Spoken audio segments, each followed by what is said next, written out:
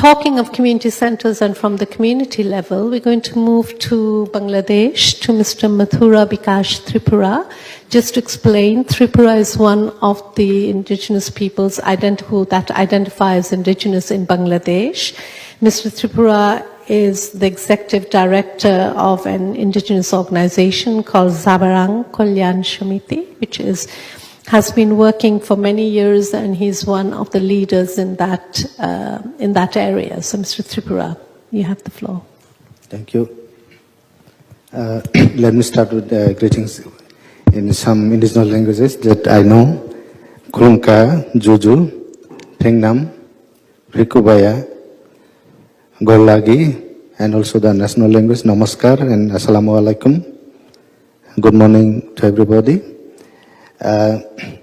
Actually, our organization is working for the rights of education in indigenous languages for last about 1 decade. So I would just like to share the experience of our works in Bangladesh. In Bangladesh, actually, we are about 45 indigenous people, indigenous groups. We speak about 5 different linguistic groups. So if we see about the policy or legal aspects of the position of our languages in Bangladesh, as per the Constitution of Bangladesh, actually there is only one single language called Bangla, because in the Constitution it is mentioned that the national language of Bangladesh will be Bangla. So the other languages actually not that much recognized in the Constitution, but there are some contributing clauses, like in one clause the Constitution is also recognizing the small ethnic groups of Bangladesh to create sort of opportunities for them to preserve and promote their heritage and culture. So maybe we can use this clause to develop the languages of indigenous peoples. So there are also some other legal documents, like the Chittagong Hill Tracts Accord between the indigenous people and the government, was signed in 1997. In this accord, the education in mother tongue is recognized. And the primary education development programs, this program also recognized the needs of education in indigenous languages. And following that, actually, the national education policy was formed in 2010, and there were a list of activities on indigenous languages and education in that policy.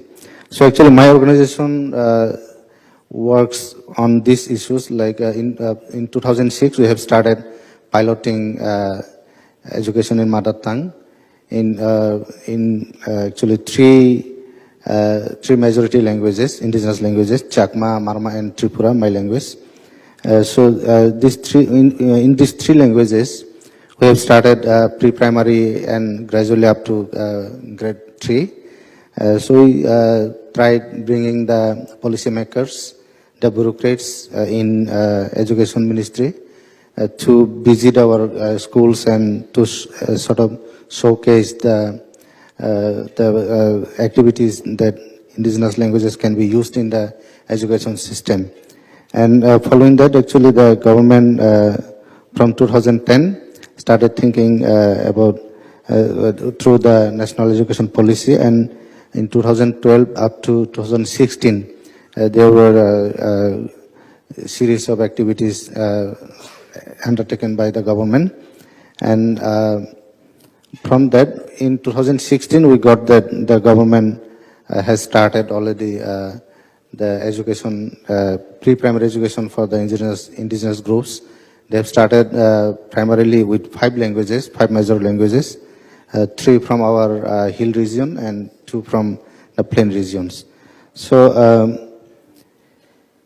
we doing that, actually we have mobilized the community-based organizations, the networks, national and regional networks, and also the non-governmental organizations, and sometimes the national and international NGOs, they are also involved in the process. It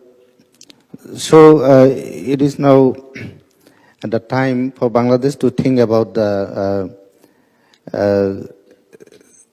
legal, especially the policy on language, because in Bangladesh there is no language policy. If the government can adopt language policy, then the indigenous languages can also be included in the national policy, so that the language development, revitalization, and education in mother tongue of indigenous peoples can also be included in the process. So our recommendations for the government is actually not only for government, maybe we have to work together with the government and the indigenous peoples together. Otherwise, it will not be able to. We will not be able to achieve the targets. So our recommendation is we need an institute for indigenous languages in the country, national institute, so that the government can take projects and programs to develop and revitalize especially the endangered languages. Here I want to mention that in Bangladesh, among the 45 languages, there are about 14 languages endangered. Among them, one language called Lara. It is spoken only by 315 people. And there are also many other languages like Koda, spoken by only 1,300 people. And there are also many other languages spoken by less than 2,000 people. So this type of languages, the endangered languages, can be should be developed and revitalized. So you may know that the Bangladesh government has established one international mother language institute to actually work on the languages of the world, actually all of the languages, but there is no specific activities for the indigenous people there.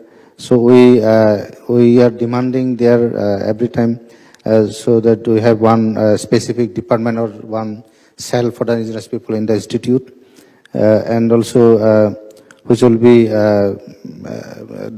run by the indigenous scholars. So that was also one of the recommendations from our side.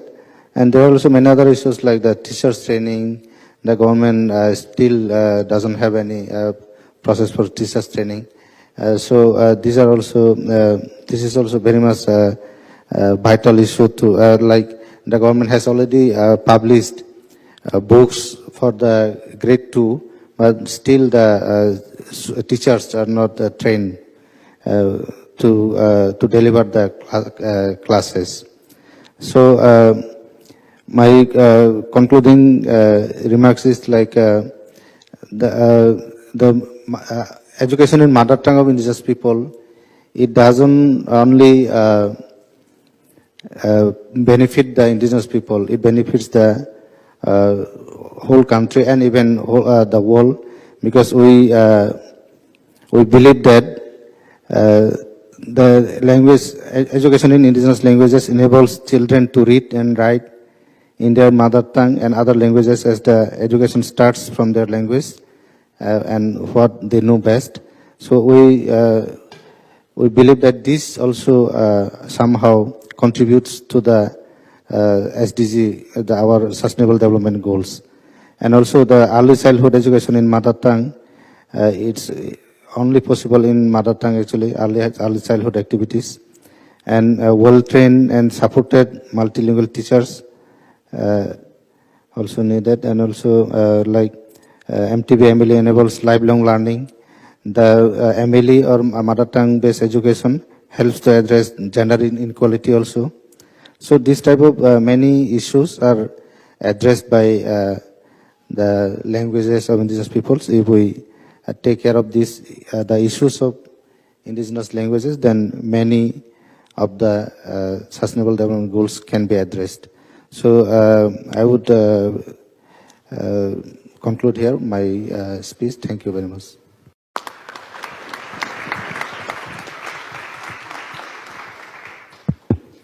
Thank you very much to Mr. Tripura, and it's for also providing the linkage between the community level and what can be done when you have the community and the government working together. And I think that's a very constructive and positive recommendation, which I'm sure can be followed up on in different countries around the world. I just also wanted to remind us all that Bangladesh was actually instrumental, and to recognize that, because I'm also from the Hill Tracts, to have 21st of February proclaimed as Mother Language Day. So congratulations on that, and I hope that this will also help stimulate greater initiatives and activities at the country level and around the world.